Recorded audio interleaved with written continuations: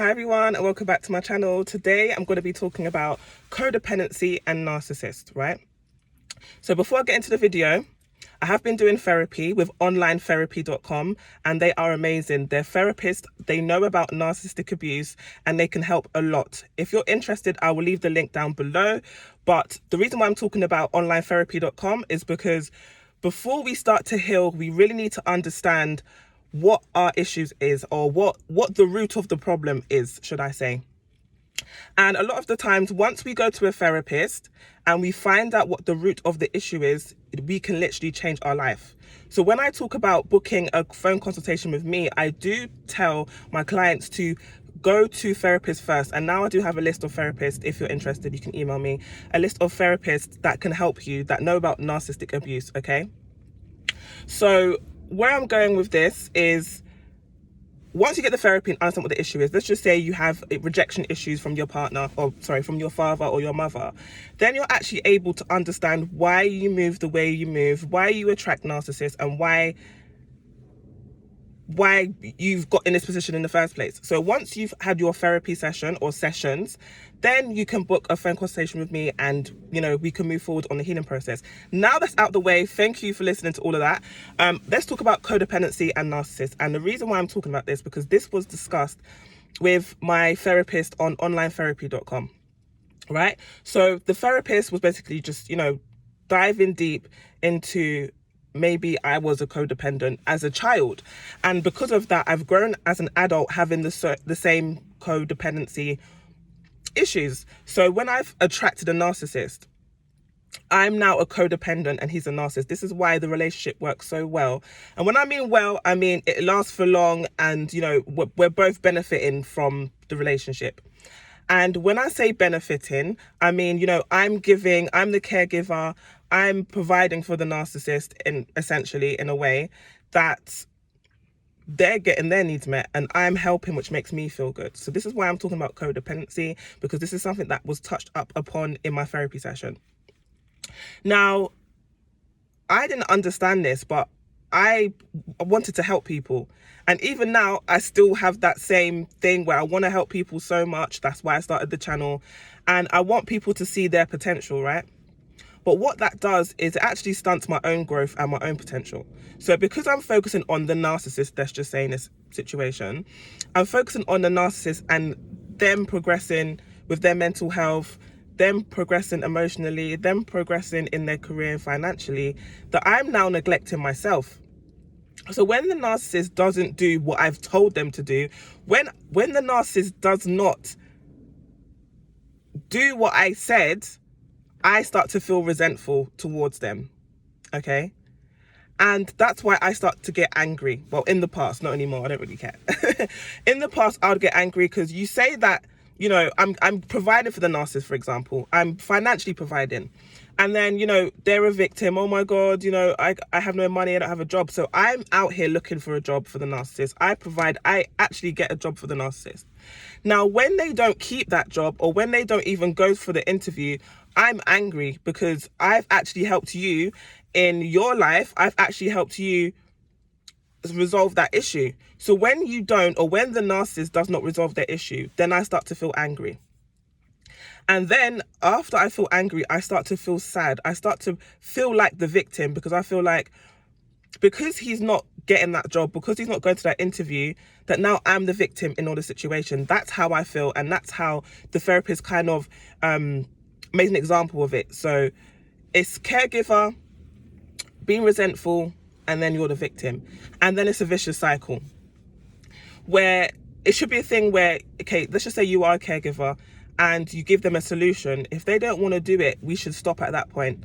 We've given you advice, we've given you a solution, and now it's up to you what you do with that information, and we need to leave it there. And I feel like I'm at that point now where I can actually help people, give you advice, and I will leave it there. I'm not going to try and push you and tell you to do something, because it's your life. I can't control you. I don't want to control you, and I can't control you, right? This is your life. You do what you need to do.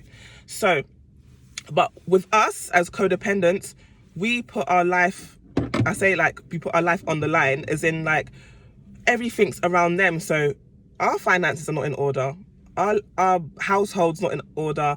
A lot of things need to be sorted in our lives, but we are focusing on the narcissist and what needs to be solved in their life. And that's where we go wrong, okay? And that's why at the end of the relationship with the narcissist, whether they leave us or we leave them, we feel like a victim, and we have the right to feel that way.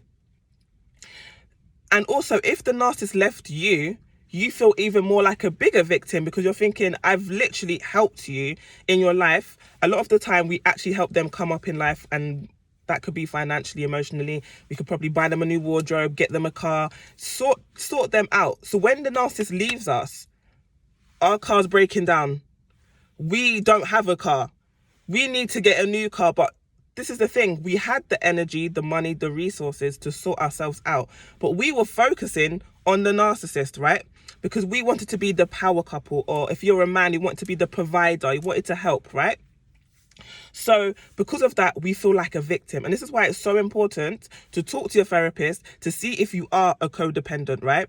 And obviously after that, I can help you move forward with codependency issues and things that's helped me, okay? So another example is when I was with the narcissist, we were together every day, and I see that as being codependent, because why should you be with the same person every day? I don't believe it's healthy. Even if you have kids, I don't believe it's healthy to be with your kids every single day, unless they are very, very young, of course. But as they get older, they need to find out who they are. They need to, have their own friends, have their own hobbies, and so do we as parents. So it's really important that you understand if you're being codependent. And a lot of people are codependent. They've always got to be around someone. They always got to be on the phone to somebody. They can't just sit down with their own thoughts. They can't just map out their own life to move forward. So this is what I want to discuss with codependency and narcissists. And I don't really talk about it much on my channel. Sorry, I can't even talk today. But I will be talking about codependency and the narcissist much more on the channel, because I feel like that is one of the key things that helps you move forward, because we're going to attract narcissists regardless, okay? But being codependent, it's really, really, that's where we get caught up. So for example, you could be codependent with your best friend, your girlfriend, your guy friend, your friend, a person who's just a platonic relationship. You could be on the phone all the time, giving away too much information about your love life, your sex life. You could be doing too much, giving away too much information to one particular person.